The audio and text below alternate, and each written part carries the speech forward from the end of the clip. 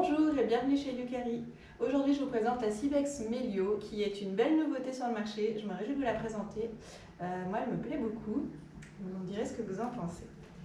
Donc je commence avec mes mesures comme d'habitude. On a un guidon qui se règle sur plusieurs hauteurs de 97 à 106 cm.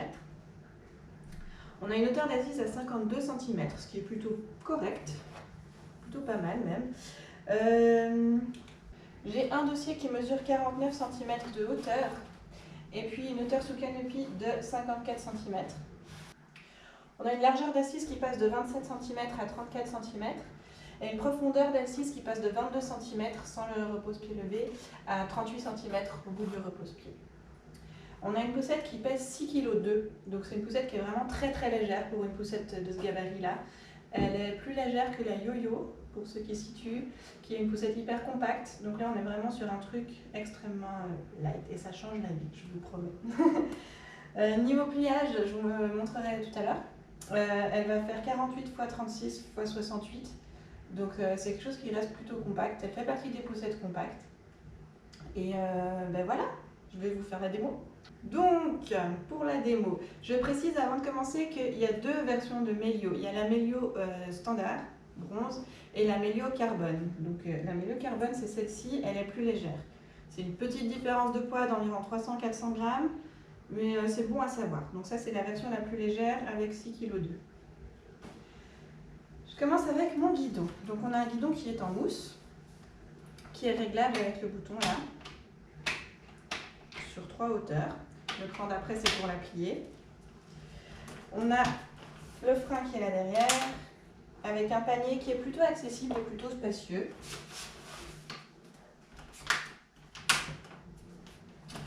Au niveau des roues, on a 4 roues de taille moyenne qui sont couvertes de gomme. Donc ça donne une conduite qui est pas trop mal. Il n'y a pas de suspension à l'avant, c'est un peu dommage. Par contre, il y en a à l'arrière. Et ça reste une pure citadine, mais je trouve que pour une citadine, elle est quand même pas trop mal suspendue.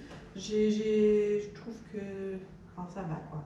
Il y a un petit chemin avec des petits cailloux, comme ça, elle va passer sans trop de problèmes. Un peu d'air, pas de soucis non plus, donc une bonne citadine. Pour le châssis, j'ai déjà tout dit, je crois. Du coup, passons à l'assise.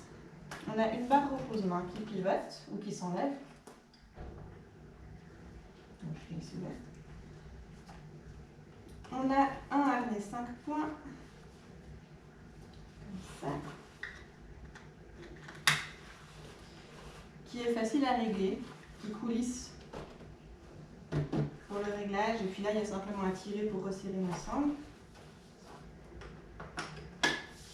J'ai un repose-pied qui se règle avec les boutons sur le côté.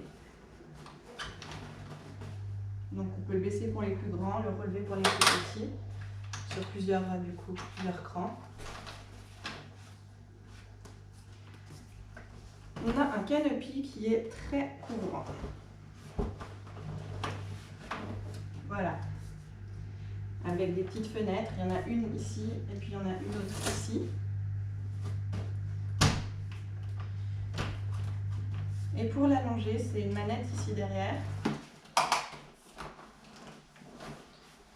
Voilà, donc là je suis allongée au maximum. Et vous voyez que du coup, même en position allongée, on a un canopy qui vient assez à l'avant.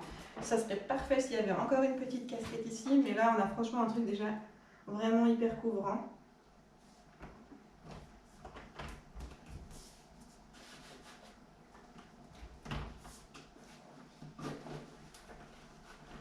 Et puis pour les hauteurs, on a la position tout allongée, une position intermédiaire et une position assise. L'assise est réversible avec les boutons de chaque côté.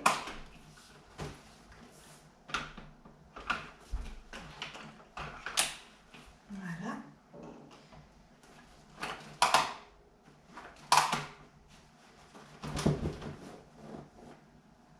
Donc là par exemple, si vous voulez mettre un nouveau-né face à vous dans la poussette, c'est faisable. Moi personnellement, je recommande quand même toujours une nacelle, c'est plus confortable pour un tout petit. Mais là, avec un cocon nouveau-né, il n'y a aucun souci, le petit sera bien. Et je vous en ai pas parlé, mais je pense que vous l'avez vu, le dossier il est en filet, un peu comme la Mios. Donc en été c'est bien aéré, c'est confortable. Et puis en hiver, il faut penser à rajouter un petit coussin ou un petit liner pour pas que le vent passe à travers, mais c'est vraiment une option qui est très très chouette. Le petit coussin là peut s'enlever, bien sûr, ou bien se régler. Et puis voilà. Je vais vous montrer le pliage. Elle se plie dans les deux sens, donc je vous montre déjà dans ce sens-là, mais c'est un peu plus compact dans le sens et plus facile. Donc on commence par baisser l'assise et après tout simplement on vient avec le guidon vers l'avant, ça va déverrouiller le châssis et après il n'y a plus qu'à refermer le châssis. Voilà. Donc là vous voyez que face pousseur il y a la barre ici qui gêne un peu, donc on peut aller chercher un peu plus compact comme ça.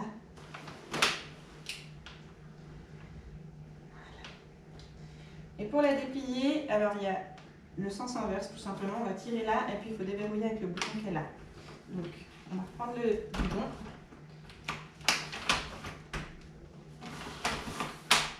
Et voilà, rien de plus simple.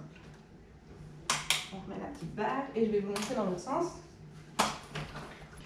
Donc pour la plier face route, on reprend le dossier, on le fait basculer vers l'avant. Je prends mon bouton sur le châssis, je vais vers l'avant, je vais vers et voilà. Et donc là, elle tient debout pliée comme ça.